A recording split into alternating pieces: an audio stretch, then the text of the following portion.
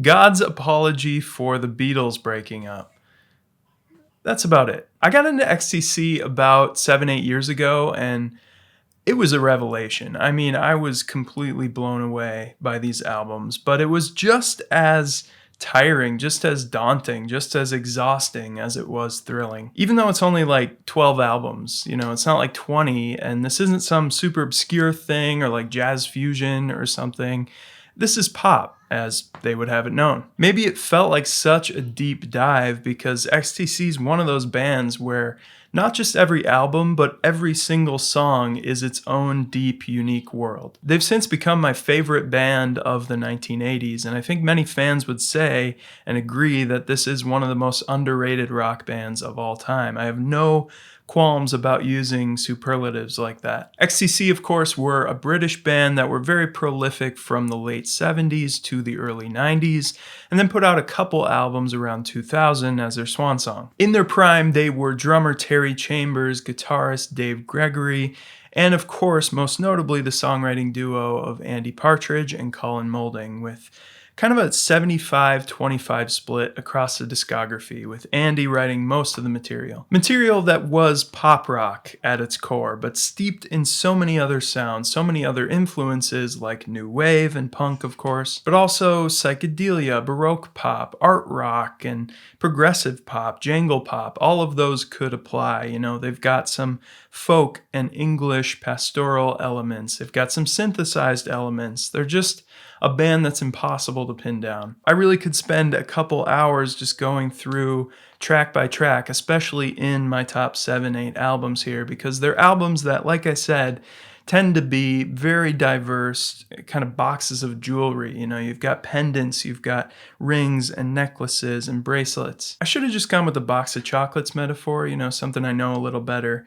But that's not right. I think jewelry is the right metaphor because they're not like little treats that are here and gone. They're much more valuable, much more lasting. The last thing I'll say here before I get going is the band put out 2 albums under the name The Dukes of Stratosphere, kind of in the mid-80s, and they really celebrated their late 60s psychedelic influences at a time when that was totally uncool. I won't be ranking those 2 albums here simply because I'm not familiar with them, and I'm not going to pretend to be, so I am excited to dig in, though. And I'll also say this is the hardest album ranking I've ever done, just because there are such slim margins between these, and I didn't set out with a clear number 1, number 2, even number 3 in my mind. But the bottom of the list was pretty clear for me, and coming in at last place is an album I like a lot, actually. It's very charming, if not a little bit naive, a little fresh, and that is the debut from 1978,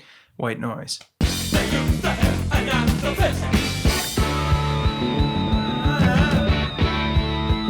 Andy's vocal approach sounds very 1978 on this thing, and both Andy and Colin sound under the influence. They sound, steeped in the breakneck punk of that time. And how could they not be? Punk culture was their whole environment at that time. It was this new way of life. The overall aesthetic and that flavor isn't something I gravitate toward. But there was always something more going on with this band, and the roots of a great band are really here. I can hear why they started to gain traction. I love the just directness of the songwriting. This is pop, Radio's in Motion, Statue of Liberty. They're all so immediately catchy, and I definitely have a sweet tooth with music. Colin hasn't quite found his footing, I think, on this album. His 3 songs are definitely my least favorite, but still a good sign of good things to come. I actually love it when a band isn't fully formed on their debut. It shows their progression, and this album really shows that musical vocabulary of the band when they were in their mid-20s. We go from their first album to their last with number 11. It's from 2000. It's Wasp Star, or Apple Venus Volume 2.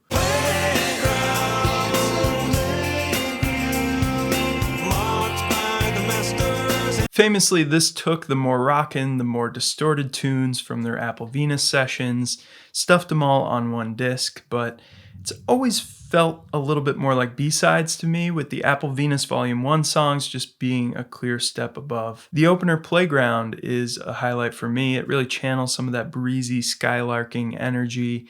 I love the background vocals on the chorus. I love the way the chorus ends on a tritone, which, so Andy. Stupidly Happy has a very 2000s era Third Eye Blind kind of sound. You know, I'm the Man Who Murdered Love has a very similar late 90s rock sound. But We're All Light has maybe the most late 90s sounding manufactured beat.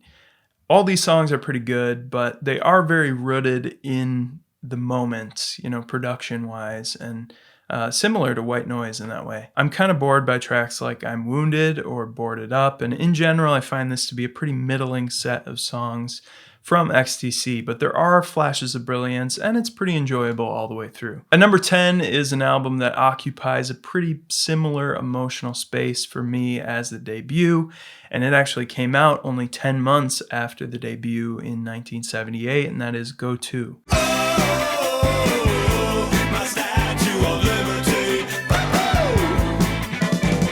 Beat Town is a song that has all the trappings of the jittery punk of that time. But at the same time, it's so much more than that. You know, it's chock full of clever ideas, whether it's the backing vocals or the bass line, which the bass work really stood out from Colin pretty early on. Andy just continues to flex his hook writing abilities on Are You Receiving Me, the closing track, which is a big highlight for me, Mechanic Dancing. My other favorite Andy track is actually the very weird slow burner Battery Brides, which is very much a portent of that early Cure sound. Not that we ever needed drums to sound that dead. The lows on this album are lower, but the highs are higher than the last two albums on my list. And it's interesting, the band, you know, that I hear the most influencing that 90s Britpop explosion, Oasis and Blur, is XTC. We're just slingshotting back to the back of the discography again with number 9. This is the album that Andy dubbed Orcoustic or Orchestral Acoustic, and I find it to have a strong contingent of fans who think it's their best work, and that is Apple Venus Volume 1.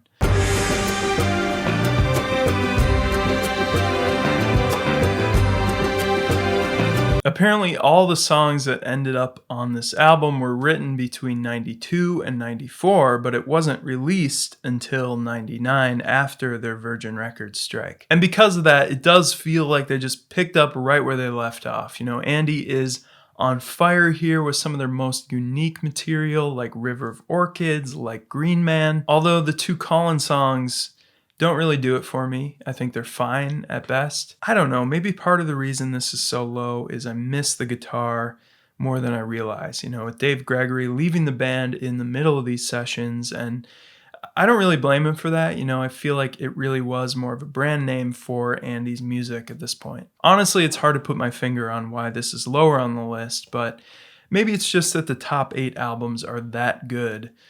The symphonic orchestral arrangements here are brilliant. I think it makes for such a rich, such an enveloping experience. At number 8 is another extremely solid record that I have almost nothing critical to say about, which, you know, it's still at number 8, so that tells you something.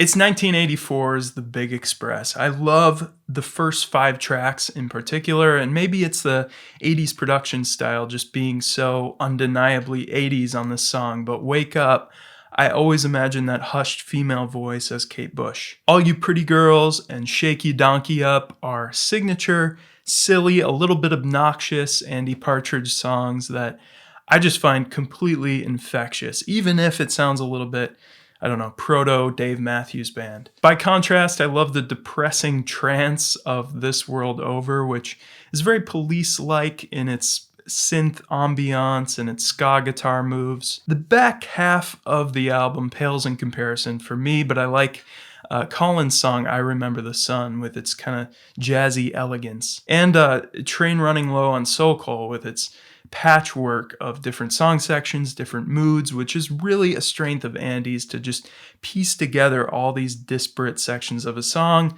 and make it work. At number 7 is kind of the ugly stepsister of the XTC albums. For some reason, this one gets lost in the shuffle, even though it's in the heart of their most prolific and productive period, and that is Mummer.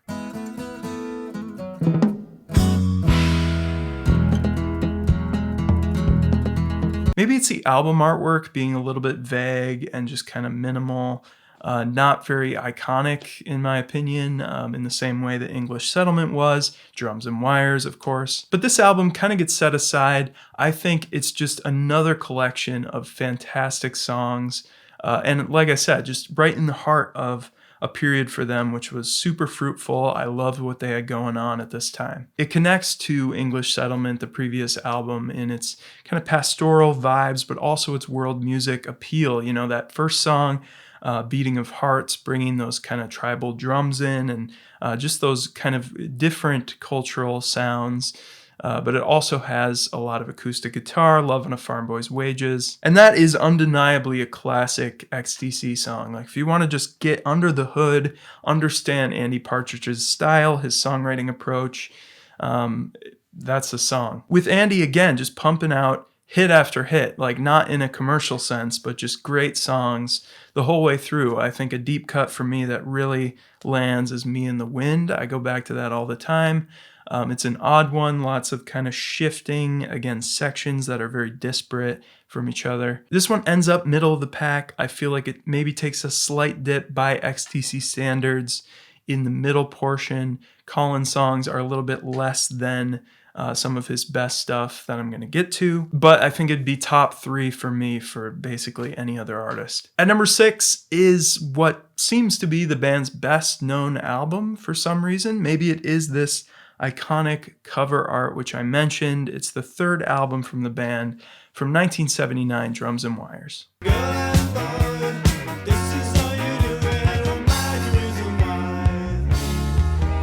Everything with this band just locked into place when Dave Gregory joined on guitar. He brought a level of musicianship that really matched the others and just complemented everyone. The energy of those first 2 albums is here, but the writing is even more economical, more snappy. It goes without saying, but Making Plans with Nigel is just an undeniable song in so many ways. You know, the production, the guitar riff, the lyric. It's probably their most cohesive album from front to back, besides maybe Skylarking, really showcasing just the crazy jagged guitar antics that characterize their early sound. And these constantly shifting song structures. You know, if you don't like a certain section of a song, a verse, just hang in there because a really cool chorus and bridge are just coming right around the corner. My favorites being the 1-2 punch of When I'm Near You, I Have Difficulty and 10 Feet Tall. Those 2 songs have such just tight vocal harmonies. Great album. Colin Moulding's songs hit harder than those first 2 albums. I think Complicated Game has to be mentioned as one of Andy's weirder moments that really pays off. My number 5 is a lot of people's number 1, which I totally understand it. This is an album that marked a transition for the band, a transition away from material suited for the stage to what XTC would become, which is a purely studio-focused recording project.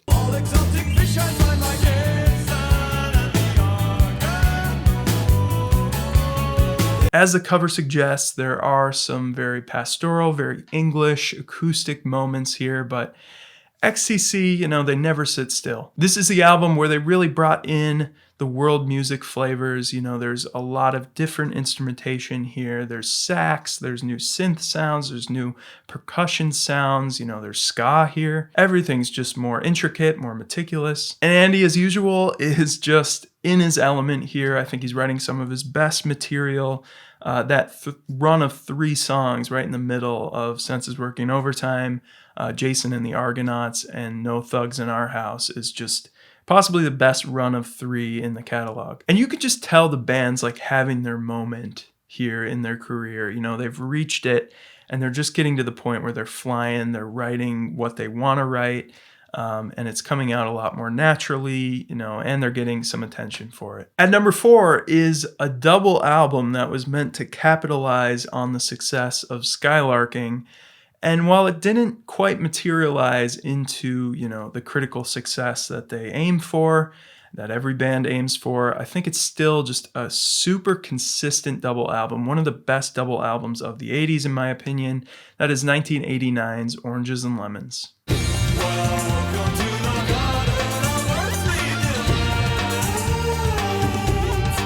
Recorded in LA, I think they were trying to replicate the success of bringing in an American producer with Todd Rundgren on Skylarking, bringing in another American here, and it definitely has that kind of LA slick poppy sound. And as this psychedelic image suggests, there are just swirling colors, layers of color in the production. It's one of their densest productions with all the tricks of the studio employed, while still having amazing songs at the core. I think Mayor of Simpleton might be my favorite XTC song with its very jangly sound. They just pull off that jangly, sugary pop thing so well. The writing, the production, the vocal harmonies, the bass line, the outro, I mean, incredible, just a perfect pop song. Molding songs match that sophisti-pop genius of Andy, but with a little bit softer touch, a little bit less esoteric. I love songs like Cynical Days, One of the Millions, King for a Day. This is one of the first albums that comes to mind when people are looking for more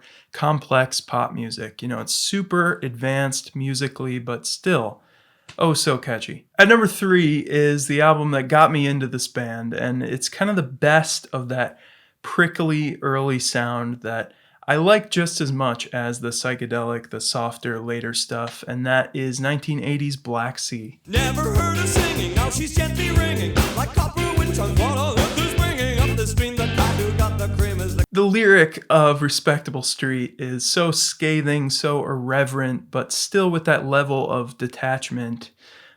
Just very English in that way. It's one of Andy's best. Like on Drums and Wires, Steve Lillywhite, who produced the album, really brought out guitars in the mix here. There's a certain angularity that they never quite achieved when they moved on and brought in other instrumental textures into their productions. And the guitar parts here are so smart, so good. Rocket from a Bottle is probably my second favorite on the album, and as a bassist, the bass line is incredible here, not just in the verses, but when it goes up in the chorus. I also love the darker moments here, like the closer, Travels in Neon, which musically really does well to match the lyric, which has a sense of disillusionment with the punk and new wave era. This next album at number 2 is actually one that took a while for me to sort of wrap my head around, even though it's weird in retrospect because it's so hooky and so up my alley stylistically. And that is the famously Todd Rundgren produced 1986 album Skylarking, which is very much on the far pretty side of that punky to pretty XTC spectrum.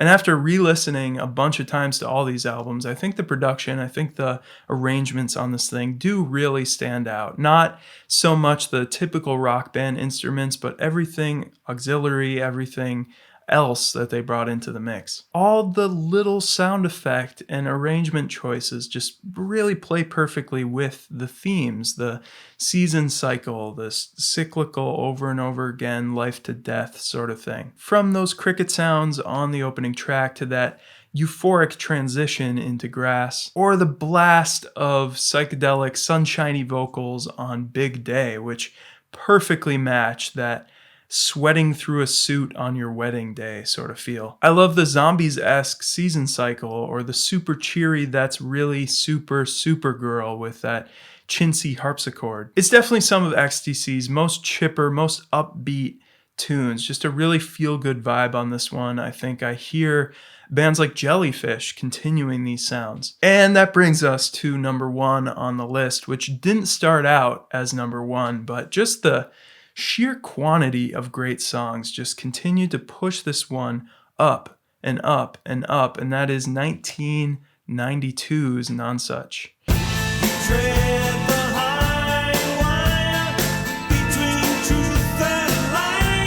On any given day, like these top, 5, 6, 7 albums could really be my favorite XTC album.